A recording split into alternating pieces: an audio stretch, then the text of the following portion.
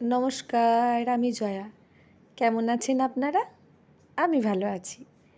সকালবেলায় চাল আর গম খাওয়ার লোভে এই পায়রাগুলো কেমন জড়ো হয়েছে ছাদে দেখুন। সবার জীবনেই লোভ আছে, চাহিদা আছে, আমারও আছে। তবে এখন শুধু এই পায়রাগুলোকেই বেশি দেখা যায়, আর অল্প আধটু কাক।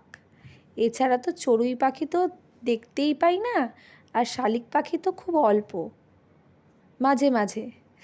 শালিক পাখি দেখলে মনে পড়ে যায় ছোটোবেলায় যখন একটা শালিক দেখতে পেতাম, মনে হতো সারা দিন খারাপ যাবে। আর যদি স্কুলে যাওয়ার সময় দেখে ফেলতাম, উফ, সে যে কী চিন্তা যে কোন মিস আসবে, যদি আজকে পড়া ধরেন, আজকে তো প্রিপারেশন রেডি নেই পড়ার, তাহলে কি হবে। বা অনেক সময় তো বিনা কারণেও বকুনি খাওয়া হয়েই যেত। সেই সমস্ত চিন্তা করতে করতে দিন কেটে যেত। এটা আমার ভাই অফিস যাওয়ার জন্য রেডি হচ্ছে। এখন খুব ভালো ছেলে হয়ে গেছে, ছোটোবেলায় আমার ভীষণ মেরেছে, আমিও মেরেছি অবশ্য ওকে। এটা আমাদের বাড়িতে যাওয়ার পথের একটা পুকুর, কিন্তু এই পুকুরটাকে আমার মোটেও ভালো লাগে না। যতটা শান্ত দেখতে পাচ্ছেন পুকুরটা, ঠিক ততটা কিন্তু নয় এটা। খুব কাছের একটা মানুষ আমাদেরই বাড়ির কাছে থাকতেন, আমাদের প্রতিবেশী। ওনার ছেলে এই জলে ডুবে গেছিল, বাঁচানো যায়নি। যাকে এত শান্ত বলে মনে হচ্ছে, তার ভীষণ গভীরতার তল খুঁজে না পাওয়ায় সে তলিয়ে গেছিল। সাঁতার জানতো জানেন, তাও যে কী করে এইসব দুর্ঘটনা ঘটে গেল বুঝতে পারিনি। ইনি আমার ছেলে স্কুল থেকে আসার পথে তোলা এই ভিডিওটি। ছাতা নিয়েছেন, কিন্তু ছাতার নিচে থাকার মানুষ উনি নন। তাতে কি আছে, ছাতাটা হলেই হবে, রোদ মাথায় লাগছে ওতে কোনো অসুবিধা নেই। ছাতা কি মাথায় রোদ আটকানোর জন্য নাকি? এই আর কি। এই করতে করতে বিকেল হতে ওনাদের নিয়ে যাওয়া হয়েছিল মেলায়, ওর মামা নিয়ে গেছিল। এবার এই যে লাফিয়েই যাচ্ছে, কোনো ক্লান্তি নেই। দুজনে মিলেই লাফাচ্ছে, একটা আমার দিদির ছেলে, একটা আমার।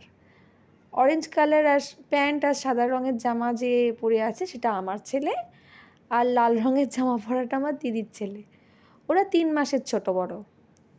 ওহ, দারুণ ভাব, দারুণ যা ভাব ওদের, কি বলবো। আবার যখন মারপিটটা হবে তখন আপনারা দেখতেই পাবেন না। তার থেকে সত্যি কথা বলতে মারামারির থেকে একটু মিলটা বেশি, কারণ মামা বাড়ি গেলে একসাথে দেখা হয়, মাসির বাড়ি গেলে একসাথে হয়, ওদের খুব মজা হয় তখন। যত অন্যায় একসাথে মিলে করতে পারে তো, এই আর কি। দুজনের খুব ভারী মজা হচ্ছে, লাফিয়েই যাচ্ছে, কারণ ওরা লাফাতেই পারে, হনুমানদের মতো লাফানোটাই ওদের কাজ। খুব খুশি হয়েছে ওরা। ওরা যখন ছোট ছিল, দিদির আর আমার কত স্মৃতি। দিদি যখন বাবুকে নিয়ে এলো, আমার ছেলে 3 মাসের যেহেতু বড়, আমি আগে ছিলাম, মায়েদেরই বাড়িতে ছিলাম তখন। আবার দিদি তারপরে 3 মাস পরে আবার এলো। আমরা ওই একসাথে আমাদের যে বাচ্চাগুলো বড় হচ্ছে, একটা বিছানায় একটা ঘরে, মানে তার অভিজ্ঞতাটাই আলাদা। হয়তো এত সুন্দর অভিজ্ঞতা কেউ চট করে পায় না, 2 বোনে আমরা পেয়েছিলাম। তার তো আর মানে বলে বোঝাতে পারবো না।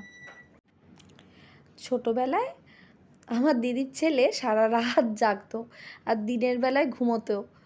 আর রাত্রিবেলা হলেই ওর কোথায় ঘুম চলে যেত ভগবান জানে, কিছুতেই ঘুমোবে না, সারা রাত জেগে থাকবে। আমার ছেলেটা ঘুমোতো, আবার সারাক্ষণই পারলে ঘুমোয়। খুব ঘুম কাতুরে ছিল, ওকে খাইয়ে দাও আর ঘুম পাড়িয়ে দাও, ঘুমোবে। সকালবেলা একটু জেগে থাকবে, খেলবে, রাত্রে বেশ ভালোই ঘুমোতো। কিন্তু ওই যে লাল জামা পরা ডেঞ্জারাস জিনিসও, ওকে দেখলে মানে অর্ধেক লোক লেগেছে ওকে দেখতে, যে ও কখন ঘুমোবে, ও কি করবে। ভীষণ দুষ্টু, ভীষণ। মামা বাড়ি গেলে ওদের এইগুলোই ভালো লাগে। 2 ভাই একসাথে থাকবে, একসাথে চান করবে, খেতে বসবে, কোথাও বেড়াতে গেলে একসাথে যাবে, ওদের খুব মজা। আসলে সমবয়সী তো, হয়তো ওই জন্যই দুজনের সাথে মানে কানেক্ট হতে পারে অত ভালোভাবে। আর কি আর বলবো, মামা বাড়িতে তো ভারী মজা, কিলচর নাই, এই সমস্ত আর কি। একটু অন্যায় কিছু করলে বলতে তো পারা যাবে না, দিদা আছে, তবে খুব বেশি অন্যায় করে না, মানে যেটুকু সহ্য করার বাইরে তেমন কিছু করে না। আর তেমন যদি কিছু করে তারপর তো মায়েদের আছেই হাত শাসন করার জন্য।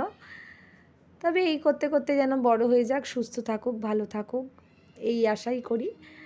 আর একটু পরেই দেখতে পাবেন, ওদের কথাগুলো তো শোনা যাচ্ছে না, যেদিন বলবে পাকা পাকা আপনাদের কোনো দিনও একদিন শোনাবো। এখন ভগবান জানি এটা কী বোঝাতে চাইছে, আপনারা বুঝতে পারলেন? পারলে জানাবেন।